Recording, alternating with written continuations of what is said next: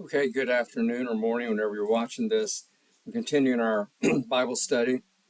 We're in Genesis chapter 17. Before we go on, I want to remind you what my approach is here.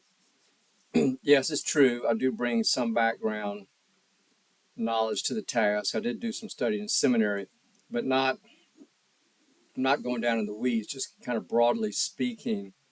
I'll make comments of what I've learned from people who've studied this and written about it.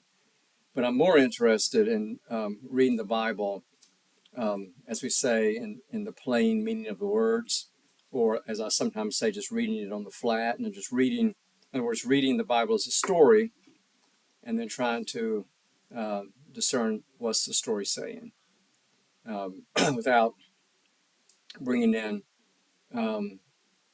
4 years of PhD theological study and Old Testament study. So anyway, here we are, chapter 17. When Abraham was 99 years old, 99. Still don't have any babies yet, 99. Okay. The Lord appeared to Abraham and said to him, I am God Almighty. Walk before me and be blameless, and I will make my covenant between me and you, and will multiply you exceedingly. Now, I could go back and count how many times God has said to Abraham, I'm going to make you exceedingly numerous and give you the land. It's been more than once. Theologians say that's because there's more than one story here that's kind of folded in. You got the Yahweh, this.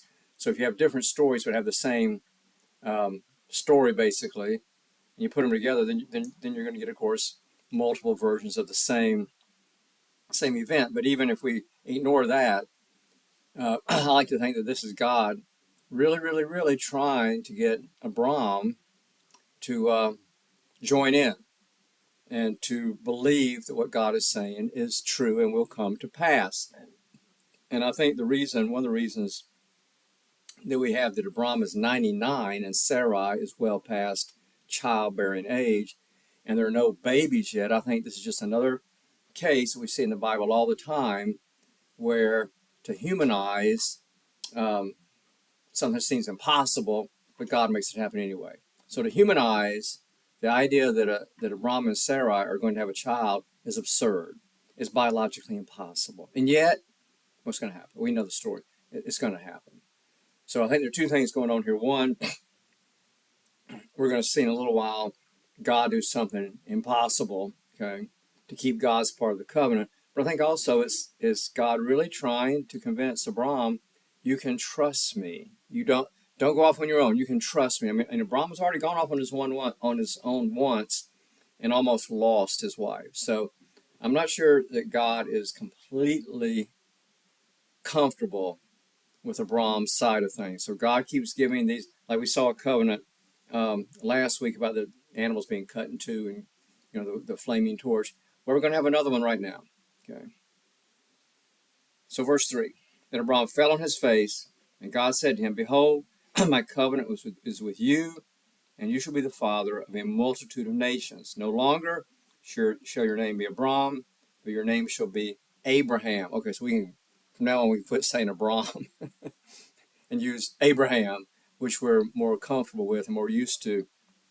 But again, what's going on here? When somebody names something, that's owning.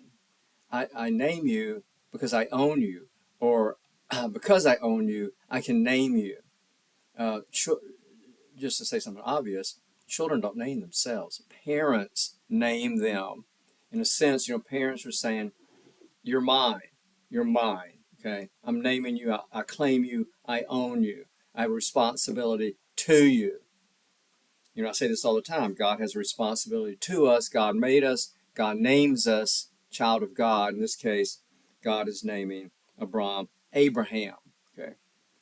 For I made you the father of a multitude of nations. I will make you exceedingly fruitful, and I will make nations of you, and kings shall come forth from you. Of course, we know the long history of the kings that came after David. And I'll establish my covenant between me and you and your descendants after you throughout their generations for an everlasting covenant to be God to you and to your descendants after you. So this is God saying, This is not just me and you. This is me and everybody who comes after you in your line. In other words, the chosen, the people of Israel. Okay. Verse 8, and I will give to you and to your descendants after you the land of your sojournings, all the land of Canaan, for an everlasting possession, and I will be their God. Now we know the history of what happened around 70 A.D.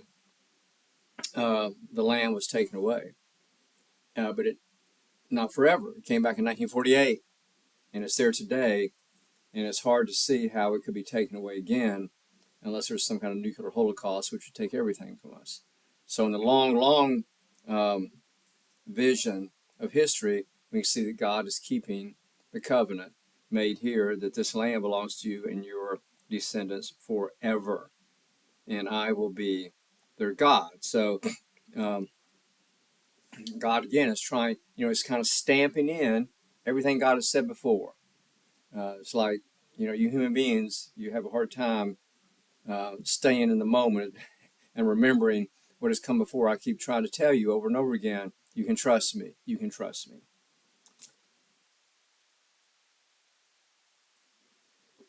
So verse 9, God said to Abraham, as for you, you shall keep my covenant, you and your descendants after you throughout their generations. This is my covenant, which you shall keep between me and you and your descendants after you. Every male among you shall be circumcised. If you want to know where circumcision comes from, it comes from right here. So God is asking Abraham, I want to see from you, for your end, I want to see an actual mark in the flesh that indicates your acceptance of this covenant and your responsible part of it. And what is Abraham's responsible part? It's the same as ours. It's to trust God and to follow God and believe that God has our best interests at heart. Verse 11, you shall be circumcised in the flesh of your foreskins, and it shall be a sign of the covenant between me and you. He that is 8 days old among you shall be circumcised. By the way, Jesus was. Okay. Jesus was raised an observant Jew by observant Jews. Okay, all the stuff that's supposed to happen happened for him. Every male throughout your generations, whether born in your house or bought with your money from any foreigner who is not of your offspring, both he that is born in your house and he that is bought with your money shall be circumcised. So shall my covenant be in your flesh, an everlasting covenant. Now this is interesting because what God is saying is not only the people not only the people born in your line, but also those who you